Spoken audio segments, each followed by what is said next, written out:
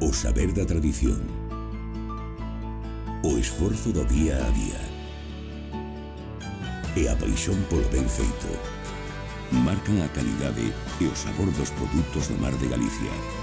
Porque Galicia sabe. Galicia, o bo camiño.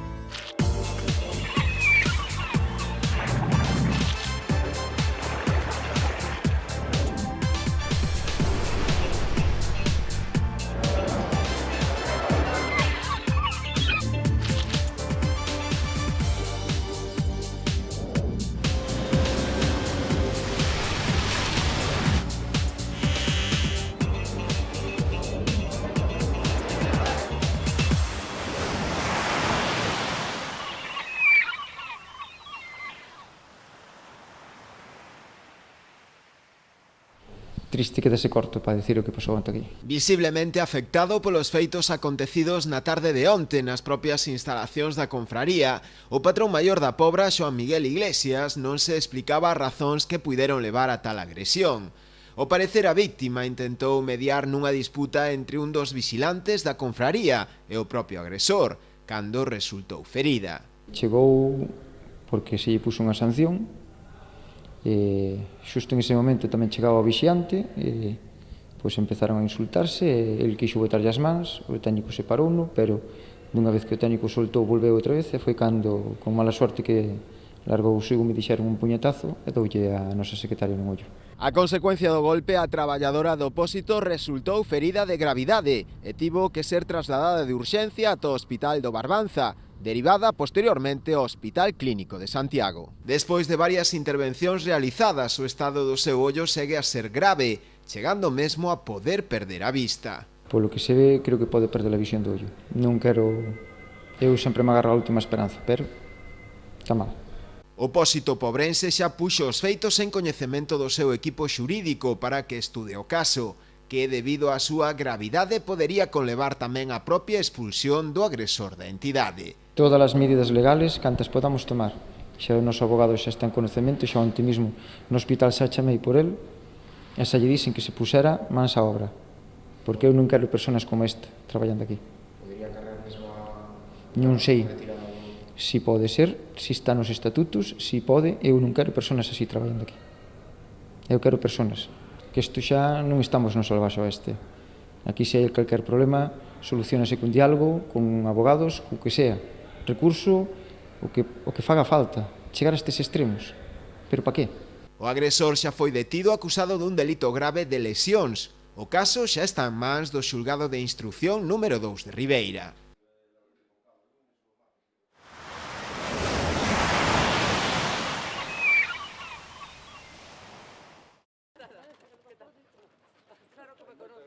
As ministras en funcións de Emprego e Fomento mantiveron unha xuntanza con algunhas redeiras no Peirao de Portonovo. Ana Pastor e Fátima Bañez escoitaron de primeira man algúns problemas que están a sufrir estas mulleres para regularizar a súa situación laboral. Pero hai gente que é redera, que aún non cotizou, que 40 e pico de años e non pode cotizar, que le exigen a eso. Ajá. Unha situación que a titular de Emprego se ofreceu a solucionar. ¿Cuál es tu nombre? María José. María José, es acreditar eso que sabéis hacer, pero oficialmente. Que no habéis tenido la oportunidad de estudiarlo, nosotros lo acreditamos en tiempo récord con la Xunta y así tenéis la posibilidad de tener toda la protección social al futuro. O sea que sí, que lo vamos a hacer. Tras a súa visita, Fátima Bañez destacou a importancia do sector de mar na recuperación económica. Pues bien, en el sector marítimo pesquero en España hoy se crea empleo y se crea empleo 5 veces más que se crea empleo de tasa general. Hoy, gracias al esfuerzo de los hombres y de las mujeres del mar, de las empresas del mar, podemos decir que hay 65.000 personas trabajando que no tenían ese empleo en diciembre del año 2011. Por tanto, hoy hablar del mar, del sector pesquero, es hablar de oportunidades no solo en Galicia, sino en toda España. Y para nosotros, como españoles, es un orgullo que el sector pesquero sea bandera, sea marca España en todos los lugares del mundo. Ana Pastor e Fátima Bañez estiveron acompañadas na súa visita por rostros da política a nivel autonómico e tamén comarcal.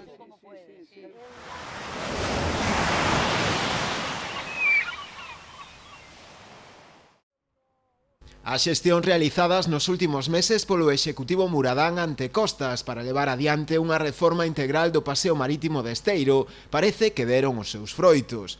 O responsable do organismo en Galicia, Rafael Eimil, comunicoulle á propia alcaldesa María Xosé Alfonso a adxudicación a unha empresa da redacción do proxecto de acondicionamento desta infraestructura, pechada dende hai tempo ao público debido ao seu mal estado de conservación.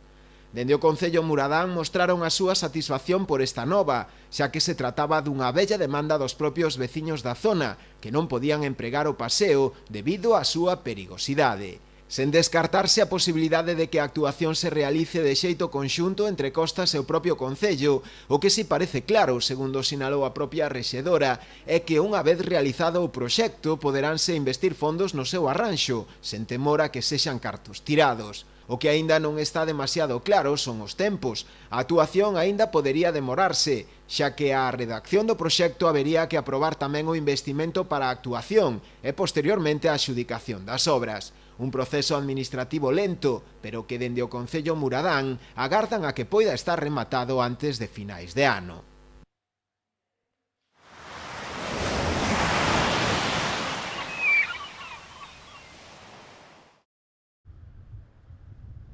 Luz verde para a terceira fase do saneamento de Boiro, que inclúe principalmente a renovación do colector do río Breiro, a construción dun tanque de retencións e unha nova rede de colectores de augas pluviais.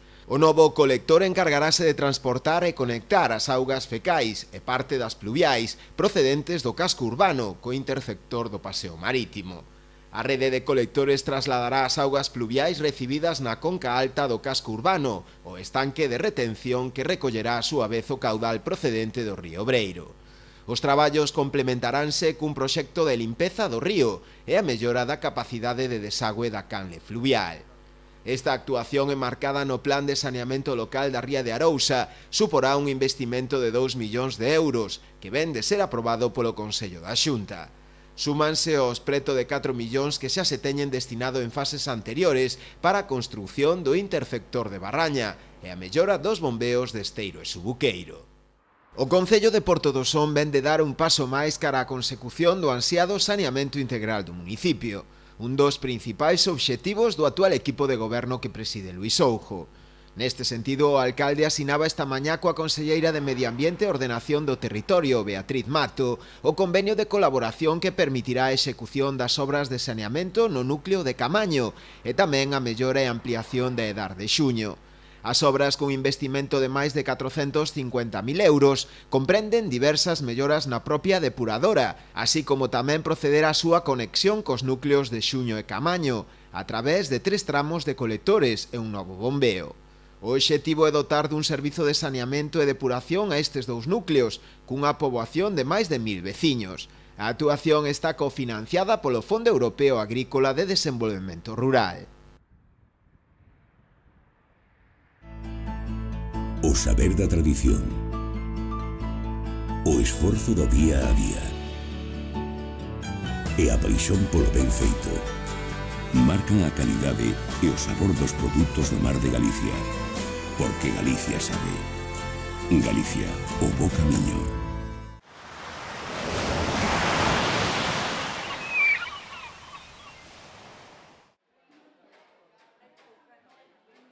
Non é nada novo, xa que son varios os anos consecutivos en que a sardiña escasea polo San Xoán. Polo momento non se captura demasiada nas costas galegas e a tendencia é que siga así de cara ao día 23. A sardiña non hai aínda. As poucas que hai non teñen grasa, non valen para nada. As únicas que teñen algo son estas de Rianxo. As de aí da ría, pero ainda non son sardiñas. Son medianillo des. Pero bueno, a de aí da ría, dentro da ría ten grasiña. Botarla así na sartén, sin aceite ni nada, e xa solta o jugo todo.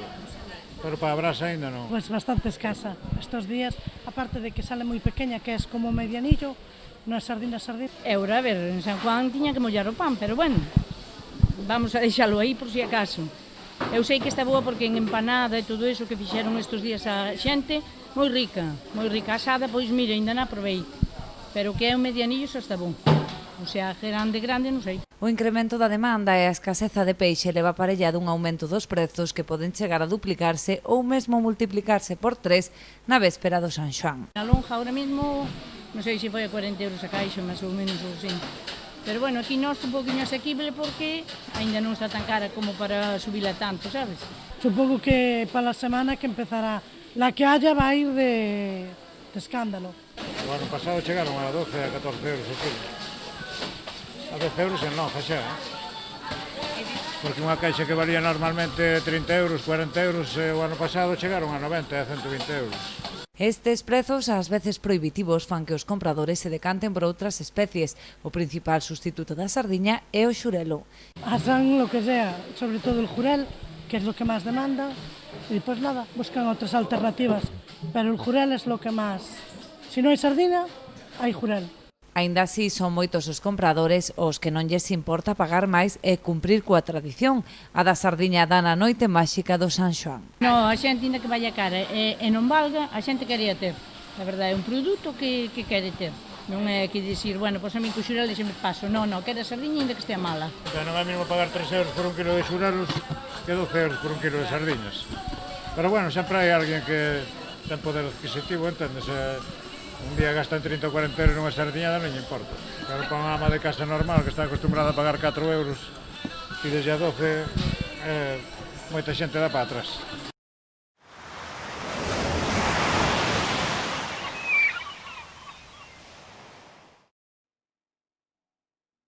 O talento do deseñador Juan Ares e as expertas mans destas redeiras galegas conseguen converter os aparellos de pesca en auténticas obras de arte.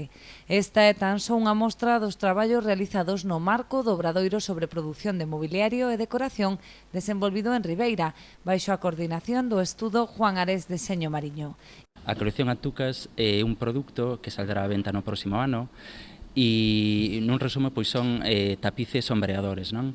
E o que estamos utilizando son rede, estamos facendo incluso unha labor, digamos, de reutilización de produto que xa non ten, digamos, unha vida útil como son os aparellos de mar, e neste caso, pois a través do deseño e a través, digamos, tamén do filtro de artesanía, pois quitamos un novo produto ao mercado con sin dúbida, con un valor engadido, non? Que, digamos, a fusión entre artesanía, deseño e tamén co valor engadido que é moi importante do reciclaxe, non? Reutilizar produto que neste caso, pois, moitas veces está contaminando o medio mariño e bueno, que digamos un proxecto con poliédrico, non? Digamos que alcanza distintas ópticas digamos para dar un produto final pois con valor engadido, non? As participantes valoran moi positivamente os coñecementos adquiridos a través deste curso, que lles aporta un valor engadido á hora de explorar novas facetas e mercados laborais. Isto é un proxecto moi xeitoso para aprender, é outro sistema de traballar. Nós fixemos bastantes proxectos en colaboración ca Consellería de Pesca e Artesanía de Galicia.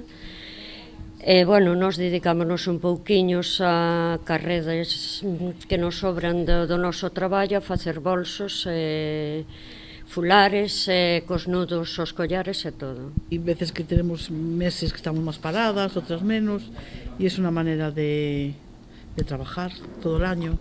O obxectivo tanto da Administración Autonómica como da firma de deseño mariño Juan Ares é manter estes obradoiros de maneira continuada no tempo, co fin de contar con máis profesionais para elaborar as novas coleccións, entre elas un orixinal proxecto pro litoral galego, que ademais de dar un novo servizo aos usuarios das praias, contribuirá a recuperar un dos elementos máis enlleiros da nosa cultura mariñeira. Pois se a Administración Pública quere ter unha praia un tanto diferenciadora, pois tamén pode dar ese servicio engadido a esa praia, que sería que o usuario xa non necesita levar a sombrilla dende a casa, senón que as antucas estarían na propia praia, non?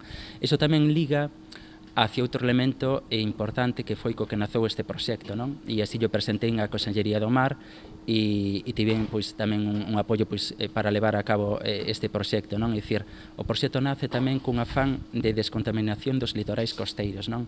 Actualmente pois a perspectiva que temos das praias é unha perspectiva onde as sombrillas, as antucas, pois son de publicidade, non? De distinta publicidade, non?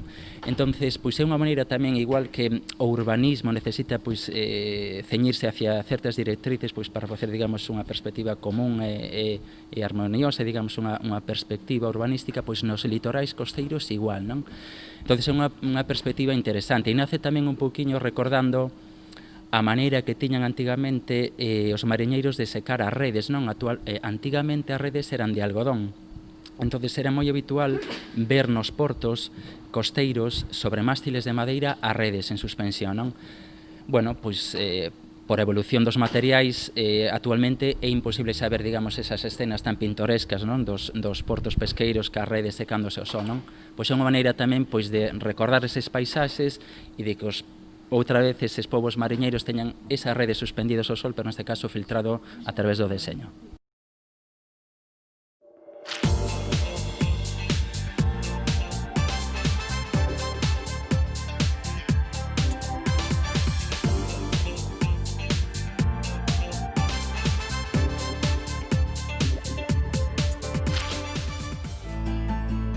O saber da tradición,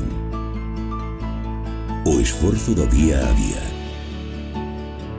e a paixón polo ben feito marcan a calidade e o sabor dos produtos do mar de Galicia, porque Galicia sabe. Galicia, o bo camiño.